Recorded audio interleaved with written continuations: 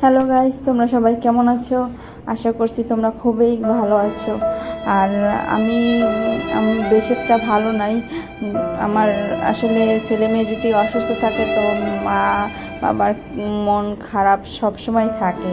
তো আমার দীপবাবু আজকে খাট থেকে পড়ে গেছে, তো একটু ব্যথা পাইছে, কপালও ফুলে গেছে।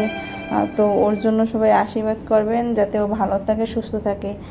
তো এদিকে আবার ওর বাবা বড় বড় দুটি আনারস নিয়ে আসলো। তো আনারস দুটি এনেই বললো যে একটা আনারস কাটো আর একটা আনারস থুই দাও, কালকে খাবানি। তো আমি বললাম ঠিক আছে তাহলে কেটে দেই। মেয়ে দেখে বলে, মা একটা আনারস তো একটু নষ্ট নষ্ট হয়েছে, তুমি 12টা কাটো। ছোটো মানুষ তো বোঝে না। তো 12টা কাটলে তো ওই যেটা নষ্ট নষ্ট হয়েছে ওটা তো আরও বেশি নষ্ট হয়ে যাবে। তো সেটা আর বোঝে না। তো আমরা বললাম যে না, আমি ওই দাগ যেটা লাগছে ওইটাই কাটি আর ভালোটা ধুয়ে দিই। তারপরে দেখলাম কাটতে গিয়ে না, খুবই ভালো। যেটা দাগ দাগ উপর দিয়ে একটু দাগ লাগছে, কিন্তু ভিতর দিয়ে খুবই ভালো। আর মানে কাটা কাটা সব কমপ্লিট হয়ে গেছে। তারপরে আবার সুন্দর করে মাখা জোখা করলাম। আমি আবার মরিচ দিয়ে লবণ দিয়ে মাখলাম। আর মরিচটা বোতল দিয়ে আর কি বেরই হতে চায় না, ওকে গোলাবো তো সেই জন্য মনে হয়। তো যাই হোক, অনেক কষ্টে বের হয়েছে মরিচ দুটো। তো আমার মেয়ে বললো না আর একটা মরিচ দাও। আমি বললাম না ঠিক আছে, এই দুটোই যেহেতু জিয়া মরিচ অনেক ঝাল, আর বেশ এটা ঝাল খাইতেও পারে না। তারপরও বলছে ও যে আরও একটা মরিচ দাও। তারপর আমি বললাম না ঠিক আছে, এই দুটোই যথেষ্ট। তো এই দুটো সুন্দর করে মেখে একটু লবণ দিছি, মোটামুটি যেরকম লাগে পরিমাণ মতো।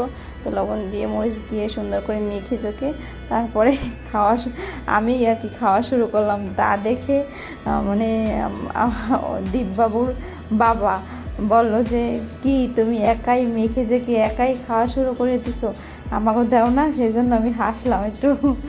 তো সবারে বললাম ঠিক আছে তা আসো সবাই খাই, তোমাদের জন্যই তো এটা মাখছি, আমি তো একখান খাবো, তোমরা তো সবাই সব খাবা। তো এরকম হাসি ঠাট্টা করলাম করে তারপরে খাওয়া দাওয়া হইলো। আবার আমার ছেলে তো দীপবাবুকে আমি খাওয়াই দিতেছি, তো দীপবাবুর মনে হয় মন ভরতেছে না, সেই জন্য তা দেখে আমি আর এক পিস দিলাম ওর হাতে। তো হাতে দিছি পর সুন্দর মতো খাইতে আছে। তো ওর দাঁত হয় নাই, তো শুইতে আছে আর খাইতে আছে, আর পানি দিয়ে আর কি কামড়াইতেছে, তো কামড়াই নিতে পারতেছে না। তো এইরকম দুষ্টামি বান্ডামি করতে আছে।